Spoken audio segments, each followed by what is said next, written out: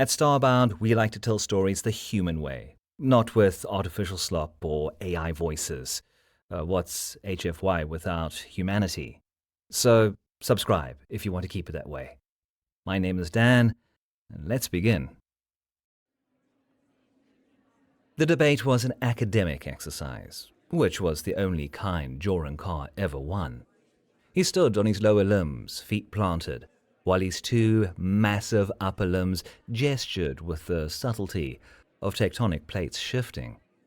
His thick, graphite-grey hide gleamed under the lecture hall's soft light, a product of his homeworld's crushing gravity. "The evolutionary trade-off is clear," Joran boomed, his voice a gravelly avalanche that filled the amphitheater. "The gravitals of Carsus developed unusually dense muscle fibers to survive the planet's tidal forces. A necessary adaptation. The cost? A significant reduction in cerebral development. Brawn requires sacrificing brain." He slammed one massive fist into his open palm for emphasis. Several students flinched. From 2 rows down, Vespera Vicker tilted her head, the plumage cresting her scalp, shimmering with shifting tones of blue and green, rustled with the motion. "That presumes evolution is a zero-sum game, Joran. It's a common misconception. The gravital's cognitive development adapted, optimizing for spatial and predictive reasoning related to tidal patterns. It's a different kind of intelligence, unique in its focus." Her voice was melodic, each word chosen with care. "A lesser one," Joran grunted. "They can predict a tide, but composing a sonnet is beyond them." Riley Holt remained silent. He sat at his desk, bent over his data screen, sketching. Professor Vellen's lecture on xenospheric acclimation featured a hologram of a Kraskin deep crawler, a vicious-looking creature from a high-gravity world. While his classmates debated evolutionary philosophy, Riley focused on the creature's anatomy. He drew its exoskeleton's articulated plating, the powerful sheer jaws, the subtle striations in the muscle tissue implied beneath. Professor Vellen, a being of living wood and moss, stood still at the podium. His bark-like hide walled like an ancient oak, and the leaves atop his head were a deep, contemplative emerald. He let the debate flow, a slow smile creasing his face. The discussion circled back to environmental pressure. The harsher the world, the more specialized the survival traits. The more specialized the traits, the theory went, the more other aspects remained fallow. The galaxy's polite way of saying that Deathworlders were strong, but simple. Vespera's perceptive attention settled on Riley. She leaned back over his seat, her voice a soft counterpoint to Joran's rumbling. "You've been quiet, Riley. What does the Terran perspective add?" Riley kept his focus on his drawing. He tapped the deep crawler's legs with his finger. "Well, everyone's missing the point. We're all talking about muscle. Look at the joints." Joran scoffed from above. "What about them, human?" Riley lifted his head, his grey gaze steady as he met the Carsusian's bluster. "The limb articulation is wrong for a burrower. The leverage is inefficient for generating torque. This design favors compressive strength over excavation." He paused, turning his data screen for Vespera to see. He'd annotated his detailed sketch with engineering notations. "This thing tunnels through something far denser than sand. It lives somewhere with crushing pressure. It walks at the bottom of a gas giant or a deep ocean. The sand in its name is a mistranslation of abyss." The lecture hall chatter died. Vespera's feathers ruffled. She studied his drawing, noticing details she had overlooked. Joran crossed his arms. "Absurd. The texts are clear." "Gravital's author's experience was limited to 1.2 Gs, Riley said. "The author saw a strong creature and assumed it fought gravity, and overlooked it might have evolved to embrace it." Professor Vellen's leafy crown rustled, emitting a faint, pleasant scent of damp earth and ozone. "An astute observation, Mr. Holt. Quite astute indeed." Joran grunted. A lucky guess. Bellin glanced at him. He clapped his woody hands together once, a sound like splitting logs. That is enough for today. Contemplate Mr. Holt's point. Assumptions are an untrained mind's baggage. Dismissed. As students filed out, Vespera waited for Riley. She fell into step beside him, her long strides matching his. That was brilliant. How did you see that? Riley shrugged, tucking his data screen into his bag. On Earth, the pressure in the deepest oceans molds creatures, and they embrace it. Pressure builds them. They're fragile if you bring them to the surface. Earth, she said, the name a soft, curious note. You speak of its hazards with a certain reverence. It's a home, Riley said. You respect the things that can kill you. It's how you survive. We have a creature, a grizzly bear. It looks slow and clumsy, big shaggy coat, eats berries. People underestimate it. Before 100 yards, it can outrun a champion sprinter. It can snap a spine with one paw. He glanced at her. The act is its nature, requiring no anger. Vespera found him captivating. His home demanded strength, shaped its inhabitants. In Riley, the quiet human who sketched with an artist's detail and saw with an engineer's eye, she saw how his world had shaped him. The low-G refectory was a cacophony of languages and aromas. The station's standard 0.8G environment made movement feel floaty to most, a constant, subtle comfort. To Riley, it felt like walking through water, a persistent yielding that left his muscles feeling slack and restless. He was watching the latest commotion source from his corner table. Joran Carr was holding court, an arm wrestling table set up in a cleared space. He had just slammed a lanky Selenite's four-fingered hand to the surface, eliciting an approving roar from his sycophants. Another challenger falls to Cartesian might, Joran bellowed, raising his heavy fist. Who else dares to test their mettle? Who else wishes for a lesson in humility? He swept his gaze across the room, and his gaze settled on Riley. A slow, mocking grin spread across his face. Well, well, the quiet human. Come, show us your Deathworld strength we hear so much about. Riley took a slow sip of his mycoprotein broth. I'm good, thanks. Afraid? Joran taunted. Afraid your theories about bone density will fail a practical exam? Vespera, sitting opposite Riley, raised her feathered brows slightly. Perhaps you should, she murmured, a mischievous glint in her tone. For the sake of academic inquiry, of course. A small crowd had gathered, their attention fixed on the unfolding scene. With a heavy sigh, Riley pushed his tray aside and walked to the table. He wore a loose-fitting university tunic that made him look lean, unassuming, and significantly outmatched. He sat down and placed his elbow on the pad. His hand was smaller than Joran's, but his grip was firm as he clasped the Cartesian's blocky fist. Ready to feel true power, human? Joran sneered. Riley just nodded. Go! Someone shouted. Joran heaved, his entire upper body tensing, his massive arm muscles bunched, thick veins standing out against his grey skin. He strained, his teeth gritting with a sound like boulders scraping together. The crowd leaned in, expecting an instant, brutal pin. Riley held his arm steady, absorbing the force, unmoving. His expression was placid, as if he were waiting for a transport. He rested his other arm at his side. Joran's confident sneer faltered, and he stared, his eyes widening slightly. He redoubled his effort, a low growl rumbling in his chest, his thick back muscle bunched and strained. The refectory's chatter and clatter died away. Riley had enough. With a single, almost lazy flex of his forearm and wrist, He drove Joran's hand to the table. The impact was a sharp, definitive crack that echoed through the room. He released Joran's hand and stood up. My broth is getting cold, he said, and walked back to his table. Joran stared at his hand, then at Riley's retreating form. His face contorted with fury and humiliation.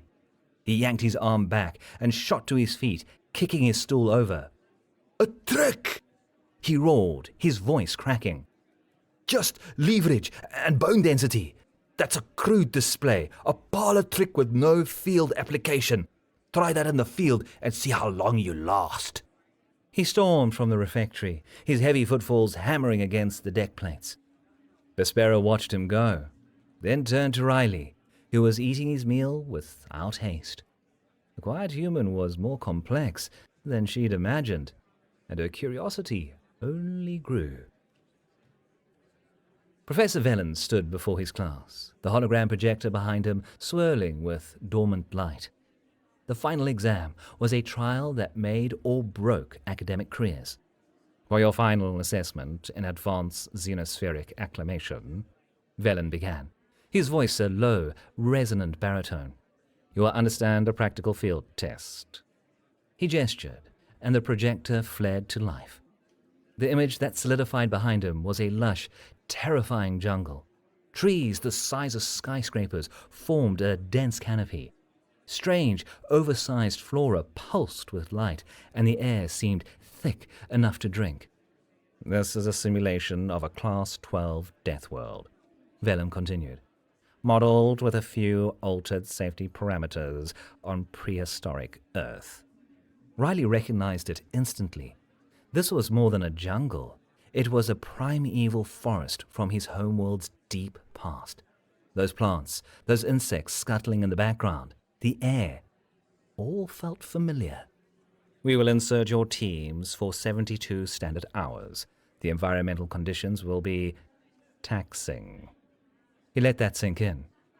We have set the gravity to 2.5 Gs. The room erupted. Students from low-gravity worlds looked physically ill. A delicate Cygnian, whose hollow bones adapted for a 0.6 G environment, looked as if he might faint. The atmosphere is a dense nitro-oxygen mix, highly saturated with water vapor and pollen. And yes, there is fauna. Aggressive Class 12 megafauna. For once, Joran sat rigid, his jaw tight. Vespera's plumage flattened against her head and neck. Riley, however, felt a strange flicker in his chest, a sense of homecoming. 2.5 Gs was high, but he understood the pressure, a force that made sense. The results for this exam will determine your placement in senior field expeditions and Concord exploratory missions. For many of you, this is the gateway to your careers. Velen let that sink in. This is an objective completion test, he stated, his voice cutting through the nervous chatter. Success depends purely on sample acquisition and teamwork. He brought up a data screen. To ensure a balance of abilities and to challenge you in new ways, I have pre-assigned the teams. He read the list. Riley listened, his mind already running calculations. Ridge lines, water sources, potential shelters. Team Umber, Velen announced. Vespera Vicar. Vespera straightened, her gaze sharp. Joran Carr. Joran grunted, a sound of reluctant acceptance. And Riley Holt. Vespera turned to give Riley a wide-eyed look. Joran groaned, loud and theatrical. Professor, with all due respect, we need a strategist, and he's just an anchor. Professor Velen settled his gaze on Joran, and the classroom fell silent. I've chosen every member of every team with purpose, Mr. Carr. I suggest you discover that purpose. Your survival may depend on it. Joran paced back and forth in the study room, his heavy footfalls a rhythmic thud against the floor. Vespera sat at the table and clasped her hands, studying their assigned gear's schematic. Riley was leaning against a wall, silent. The strategy is simple, Joran declared, stopping his pacing to slam a fist on the table. Vespera winced. We move fast, we move hard. The cavern is to the east, the den is north, the cliffs are west, a direct route between each. We rely on my strength to clear any obstacles and push through. Vespera traced a line on the map projected over the surface. Joran, your direct route from the cavern to the den goes straight through a 5-kilometer wide swamp. The topography data suggests it's a quagmire of viscous mud and dense, thorny vegetation. In 2.5 Gs, a single misstep could be fatal.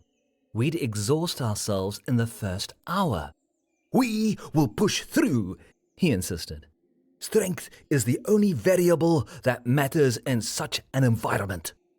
Strength becomes a liability when you're buried up to your neck in mud, she countered. Joran dismissed her with a wave of his hand and turned to the silent human. And you, your job is simple. Carry the heavy gear and try to keep up. Can you manage that? Riley ignored the question. He pushed himself off the wall and walked to the table. He enlarged the topography map, his fingers sweeping across the holographic display. He zoomed in on a series of ridges that curved around the swamp to the south. He's right, Riley said. Vespera and Joran both stared at him. About strength being the variable. But he's thinking about it wrong. He pointed to the ridgeline. We follow this. The ground will be solid. The elevation gives us a vantage point. The route is longer, but it will conserve energy. The real test is endurance. Raw strength is secondary. While he spoke, Vespera noticed him checking his assigned equipment list on his personal console, tapping through each item in sequence and making a few minor adjustments. He added a high-tensile wire coil, a geological survey tool rarely included in the bioacclimation kit. The swamp is a shortcut, Joran blustered. The ridge is for the weak, the timid. The ridge is for the smart, Vespera said, looking at Riley. She sided with him without hesitation. Riley's plan is strategically sound. It conserves energy and improves situational awareness. Joran looked from Vespera's determined face to Riley's calm one. Outnumbered 2-1, he let out a frustrated growl. Fine, we take the long way around. But when a rock slide blocks your smart path, we'll see who was right.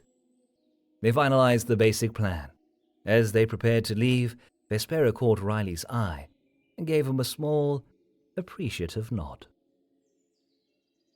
One moment, they were standing in the Sim Chamber's sterile white antechamber. The next, the world dissolved into a riot of green and brown. The air became a heavy, humid blanket, thick with the smell of damp earth, decaying vegetation, and strange blossoms. Dim light filtered through a canopy so dense it was woven with giants' trunks, and the gravity seized them. A fist from above, a crushing weight that drove the air from their lungs and tried to buckle their knees. Vespera cried out, a sharp, bird-like sound, and stumbled, catching herself on a fern's gnarled root as tall as she was. Her frame, built for movement in lower gravity, became a deadening weight. Joran grunted. The sound forced from his chest. He dropped to one knee, his powerful body struggling to support its own immense weight, now more than doubled. He breathed in ragged, painful gasps. His sheer bulk, a sign of power on his homeworld, was now an anchor dragging him toward the ground. Riley stood steady. He closed his eyes for a second, letting the pressure settle over him. The pull on his bones, the strain in his muscles. His body responded with an instinct born of 1,000,000 years of evolution. His posture adjusted, his core tightened, and his breathing deepened. It felt right. While his teammates fought for every breath, he rolled his neck and shoulders, feeling the satisfying tension in his muscles. He hefted his pack, its 30-kilogram mass feeling negligible, and settled it on his shoulders. He looked over at his struggling partners. Vespera was on her hands and knees now, her chest heaving, her feathers' beautiful shimmer dulled with sweat and effort. Joran was still on one knee, his head hanging low, his arms trembling as they braced him against the ground. Riley walked over to Vespera. He offered a hand toward her pack, a silent offer of help. Joran ignored the gesture, too focused on his own battle. Vespera looked up, her vision swimming. Riley stood above her, solid and steady. With her lungs burning, pride became an unaffordable luxury. She managed a weak nod. Riley slid her pack off her shoulders with one arm and slung it over his own free shoulder. He now carried the weight of two, his stance unwavering. Their progress along the ridgeline was slow, each step an effort. Joran, the strongest in his class, found himself outpaced and out-endured by a human half his size. After an hour, he stopped abruptly. "This is madness!" he roared, his voice strained. "We've barely covered a kilometer. The swamp is faster. I can see the other side from here." "Joran, no," Vespera gasped, leaning against a tree for support. "We stick to the plan." "This plan has flaws," he shot back. "It's a cautious plan." Before Riley could say a word, Joran veered off the ridge, charging down the muddy slope toward the swamp's murky green expanse below. "I will show you the Cartesian way." Riley sighed. "Vespera, stay here." "No," she said, her jaw set. "We're a team."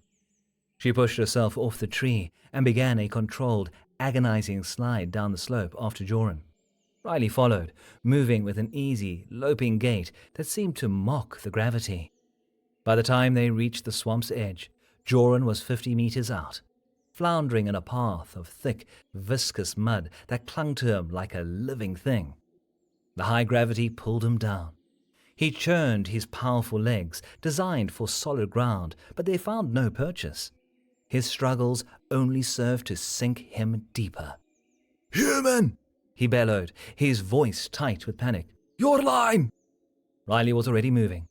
He dropped the packs on solid ground and unspooled the high tensile wire from his own pack. He walked to the mud pit's edge, his boots sinking only a few centimeters into the semi-firm earth. He braced himself, planting his feet wide. He swung the coiled wire once, twice, and then threw it. It sailed through the humid air, landing directly in Joran's outstretched hand. "Hold tight," Riley said, his voice level. He leaned back, taking the strain as his boots dug into the firm earth. The wire went taut. Riley's muscles bunched and corded under his tunic. He hauled with a slow, relentless strength, more endurance than explosion. With a low grunt, he dragged the massive Cartesian toward the bank, a human engine fighting a mire for its prize. Joran slid onto the bank, covered in foul-smelling mud, his breath coming in shuddering heaves. He lay there for a long moment in a heavy silence, staring at the oppressive green canopy. When Riley shouldered the two packs again and turned back toward the ridge, Joran got to his feet and followed in heavy silence. Vespera's perspective had narrowed to the simple act of putting one foot before the other. The 2.5 Gs were a constant, grinding oppression. Her brilliant mind, usually flitting between a dozen biological and philosophical concepts, now fixated on the singular, overwhelming thought of mass. Every part of her body felt impossibly heavy. They hiked for hours, Riley in the lead, setting a slow but steady pace that she and Joran could just barely maintain. He breathed evenly, his movements spare and effective. He moved as if he belonged to this environment. He stopped. They had arrived at a dark fissure in a moss-covered cliffside. "Now the cavern should be in here," Riley said. Vespera consulted her handheld, the device feeling like a lead weight in her trembling hands. "He's right. This is the location of the first sample." She forced her mind to focus on the data. "The target is a glimmer spore, a light-emitting flora species. According to the data, disrupting their light patterns triggers a defense mechanism, releasing a potent airborne neurotoxin. They ventured inside. The cavern was breathtaking. Flora clusters covered the walls and ceiling, pulsing with a soft blue glow. The air was cool and still. The luminescence waxed and waned in a slow, hypnotic rhythm, like 1,000 sleeping hearts beating in unison. Vespera analyzed the pattern. "It's a sequence," she whispered, her mind clicking back into its familiar analytical groove. "A pathway. There's a safe route through the cavern, but we have to time our movements with the pulses. Step only when the flora are at their dimmest. The problem is..." She pointed across a chasm that split the cavern floor. "The path requires a series of controlled leaps, 3 meters minimum. In this gravity, it's beyond our ability." Joran, who was leaning heavily against the cave entrance, just grunted in agreement. They both looked at Riley. He was watching the pulsing lights, his head tilted. "Tell me the sequence," he said to Vespera. She recited it to him, a complex series of steps, pauses and jumps. Left, right, pause, 2 beats, leap, right, left, leap. Riley listened once, his eyes closed. He nodded. Then he took a deep, steadying breath. And he moved. He threaded his way through the cavern, his silent steps timed perfectly with the lights dimming. When he reached the chasm, he coiled and sprang, launching himself through the heavy air. He landed silently on the other side, absorbing the impact. He continued the sequence, a shadow moving through a field of pulsing blue stars. Vespera watched, struggling to reconcile the sight with the laws of biomechanics. Riley reached the cavern's far side, where a particularly large, glowing specimen grew. He eased out a sample container and, with exacting care, snipped a small piece. He sealed it, his movements still timed to the cave's gentle rhythm. He made the return journey with the same timed movements. He landed before them, breathing easily, and handed the sealed specimen to Vespera. She stared at him, then at the container, then back at him. The sight broke through her academic detachment. "How?" she managed to breathe. Riley looked around the glowing cave. "Reminds me of a game we have for kids on Earth. We call it hopscotch." They found a defensible overhang for the night as simulated twilight fell. Joran sat apart, staring into the darkness. Vespera sat tending to her aching muscles, her feathers drooping with exhaustion. Riley, meanwhile, gathered a few dry sticks and a flat piece of wood. He took a shoelace from his boot, fashioned a bow, and worked a friction drill. A few moments later, a tiny wisp of smoke curled up, and he coaxed a pile of tinder into a small, steady flame. Vespera and Joran watched the ancient, skilled act with wide eyes.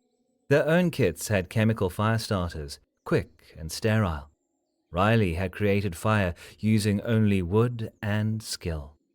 They sat around the small blaze, the heat a welcome comfort against the cooling air.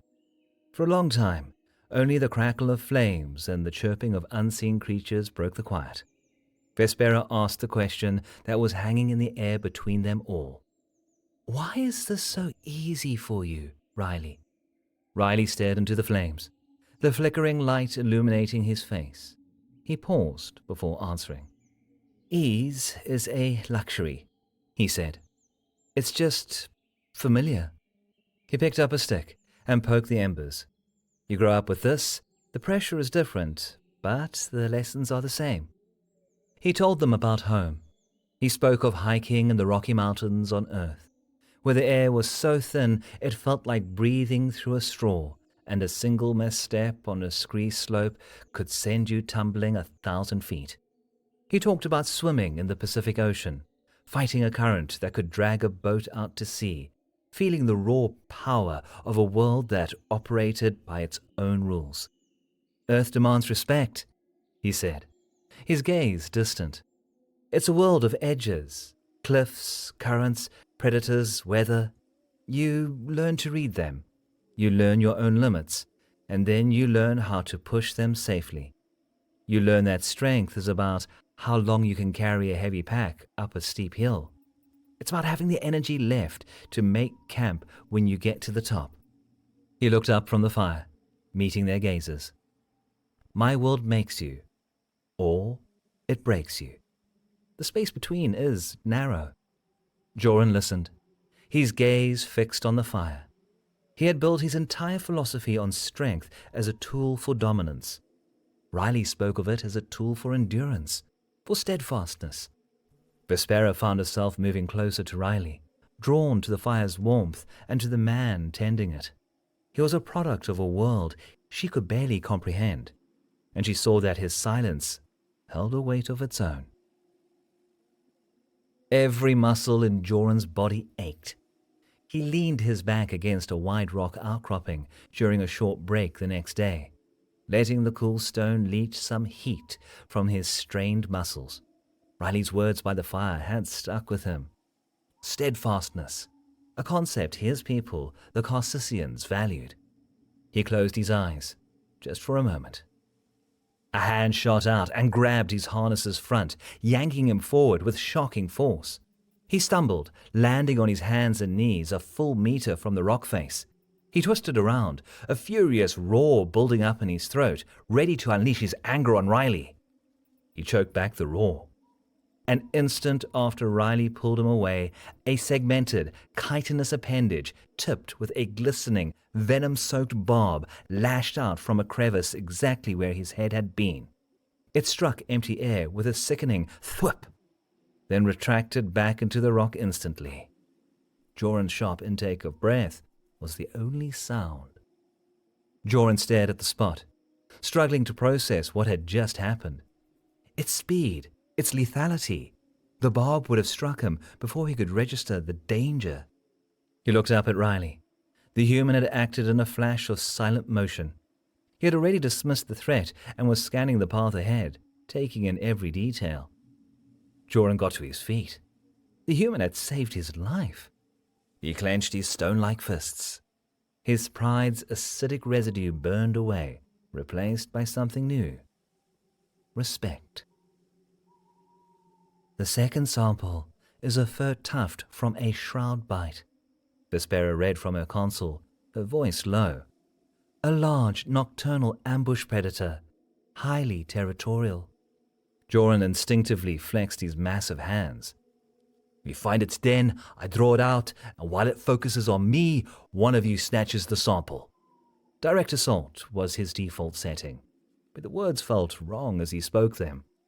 He hesitated, then stopped himself, looking toward Riley. Riley shook his head. Too loud, too risky. We'd be fighting it on its own terms. He knelt, pointing to the ground. He indicated tracks Vespera and Joran had overlooked. A faint scrape on a rock, a patch of disturbed soil. It's close, but its scent is faint. The wind is blowing from the north. Its den will be upwind. He scanned the terrain, his eyes narrowing in concentration. Here's the plan. Joran, you have the strength. Vespera has the eyes. I have the silence. He looked at the Carcisian. About 500 meters north of here, there's a loose rock outcropping on that cliff face. I need you to create a diversion. A big one. Something that sounds like a landslide. Make it loud enough to draw the creature's attention, to make it think something big and clumsy is invading its territory. Joran almost smiled. Making loud, destructive noises was a task he could appreciate. Vespera, Riley continued, you'll be my spotter from that ridge. You'll have an angle on the den's entrance. You just watch. If the creature doubles back, you signal. He taught her a simple hand signal. And you? Vespera asked. I'll approach the den from the south, using the noise as cover. I'll get the sample from its bedding. It'll find its den undisturbed on its return. They set to their tasks. Joran nodded and lumbered off to the north. Vespera climbed to her perch on the ridge. Riley waited. A few minutes later, a deafening roar echoed through the jungle as tons of rock crashed down a cliff face. The landslide Joran created was immense. As the sound reverberated, a huge, shadowy creature emerged from a cave hidden beneath an ancient tree's roots. It had a feline shape, covered in dark, striped fur, with a low-slung, powerful build. It lifted its head, sniffing the air, and then bounded off toward the commotion's source. Riley dropped from the low-hanging branch he'd been hiding on. He landed silently on the mossy ground and melted into the undergrowth. He slipped into the den, waiting a moment for his vision to adjust to the gloom. The air was thick with the musky scent of predator. A nest of dried leaves and grass sat in the back. Using a pair of long, sterile samplers, he plucked a coarse fur tuft from the bedding, sealed it in a container, and vanished. He returned to their rendezvous point before Vespera even climbed down from the ridge. A few minutes later, a satisfied-looking Joran joined them. Joran looked at Riley and gave a short, sharp nod. Riley nodded back. Vespera clung to the cliff face, every muscle fiber in her body burning. The ascent was the final, most arduous leg of their journey. The third sample, a rare, vitreous aerophyte, grew only on these wind-blasted peaks. Her avian ancestry, an advantage in the university's low gravity, was a liability here. Her light frame was a disadvantage in this kind of grueling, high-gravity exertion. Her strength was failing. A sudden, violent wind gust slammed into her, threatening to peel her from the rock. She slipped. She gasped, dangling from her fingertips, her grip failing. "I can't hold on," she cried out, her voice thin with desperation. Before she could fall, a metallic clang echoed beside her. Joran, climbing below her, had slammed a piton into a fissure with a single, powerful blow, creating a new, solid handhold right by her hand. "Yes, you can, Erini," he growled, his voice solid in the swirling wind. "Reach for it." At the same time, from above, the safety line tied to her harness went taut. Riley, climbing with what looked like little effort, had anchored himself and was taking her weight. "Easy, Vespera." His calm voice drifted down. "Breathe. Left foot up. There's a good hold just by your knee. Trust the rope. Trust us." Drawing strength from their support, Vespera reached for the piton, found the foothold, and climbed down. They moved as one, a three-person organism scaling the sheer wall.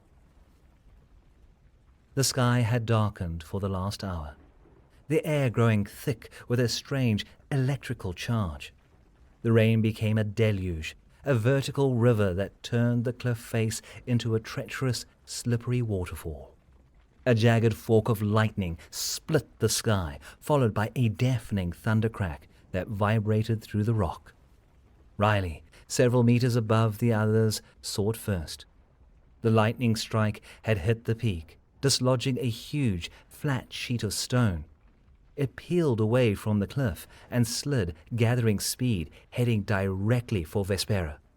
"Vespera, move!" he yelled. But time had run out. She froze, staring up at the tumbling slab. Riley was too high on the cliff face to reach her, but Joran was there. He instantly abandoned his own handholds and shoved himself sideways, positioning his body directly between Vespera and the falling slab. He braced himself, planting his feet and pressing his broad back against the cliff face, creating a living shield. The sheet of rock hit him with a sickening thud. The impact, which would have crushed Vespera, drove a deep grunt from Joran's chest. His back's dense muscle and thick hide absorbed the force, but the shock of it audibly cracked one of his massive ribs. Still, he held his position, the rock shrapnel falling past Vespera, leaving her safe. "Go!" Joran growled up at Riley, his voice strained. "Get the sample. I've got her." Seeing Joran's sacrifice, Riley knew he had to end this. Now. He unclipped himself from the safety line. The line slowed him down. He free climbed.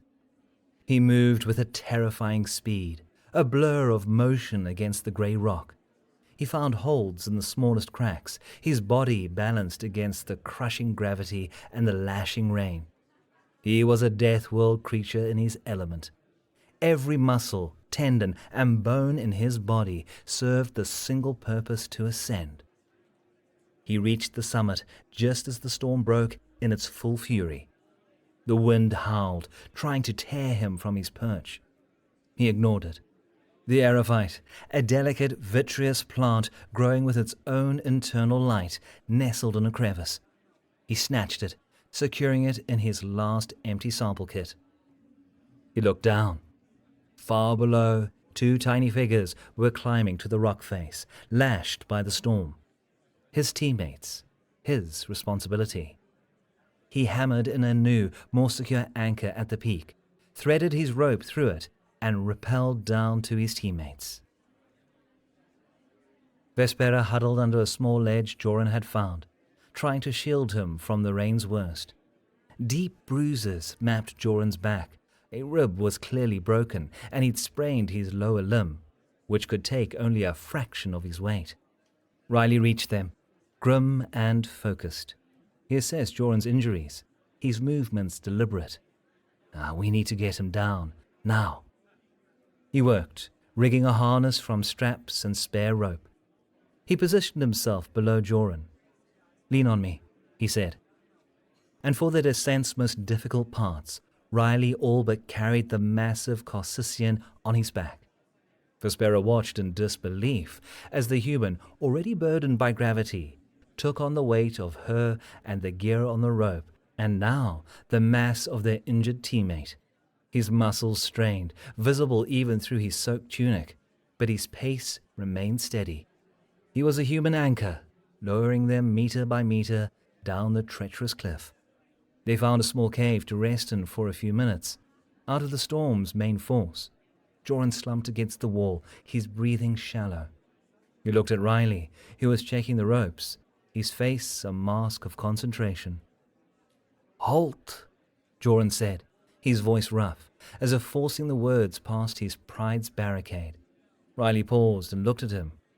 "The Carcisians," Joran began. "We have a word, Gahoran. It means steadfastness in the face of crushing weight. It's a word for mountains, for the foundations of our world." He met the human's gaze. "You have it."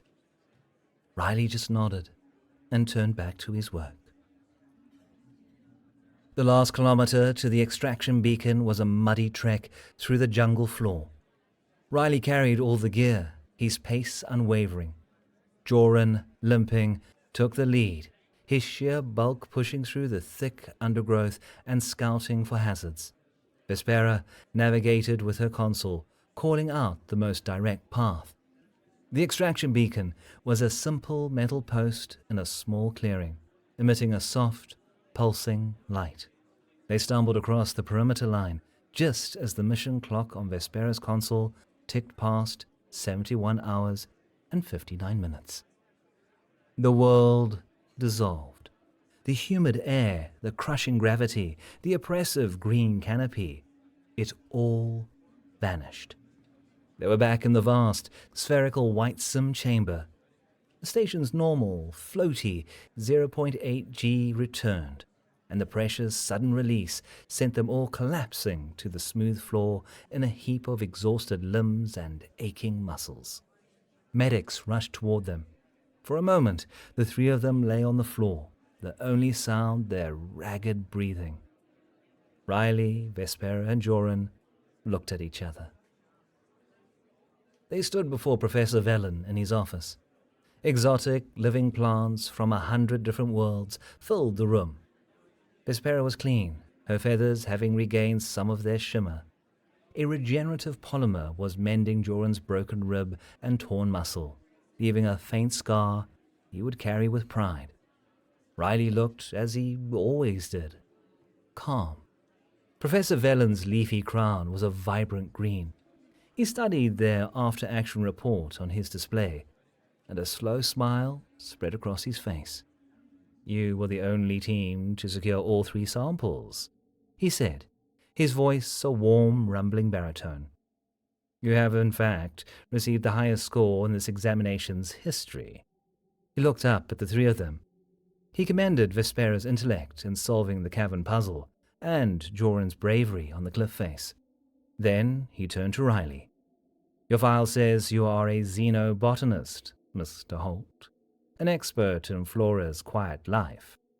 Velen gestured to a large screen on his wall. The Proctorian AI automatically flags moments of extreme physical exertion for review. "Let's look at the flag from Hour 2. He activated the screen. It showed a raw feed from the test. Riley, bracing himself at the swamp's edge.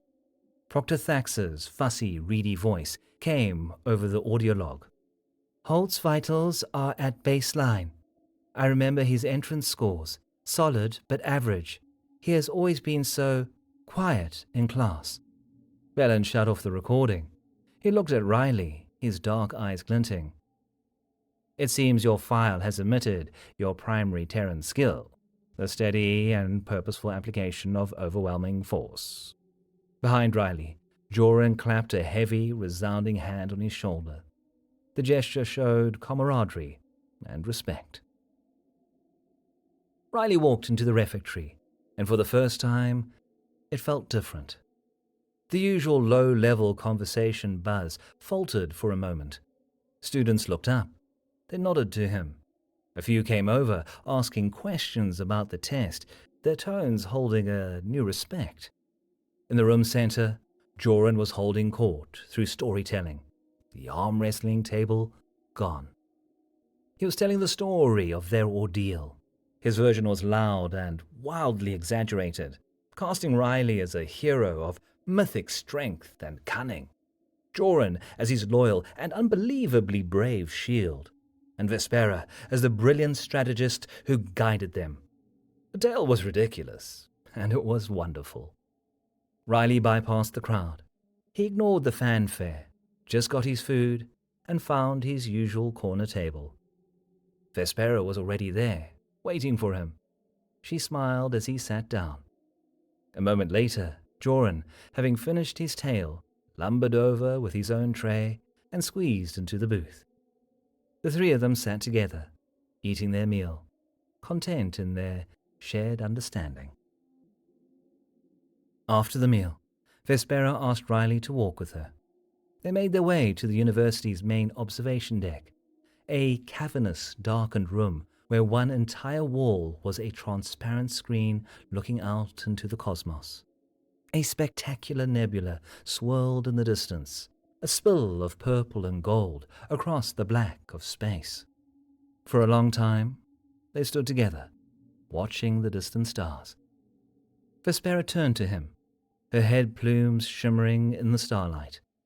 "I found myself always drawn to you because you were quiet, Riley," she said, her voice soft. "I thought the reason was mystery, a puzzle to solve." She smiled, a warm expression that lit up her face. "But it's simpler. It's just strength, the kind that speaks for itself."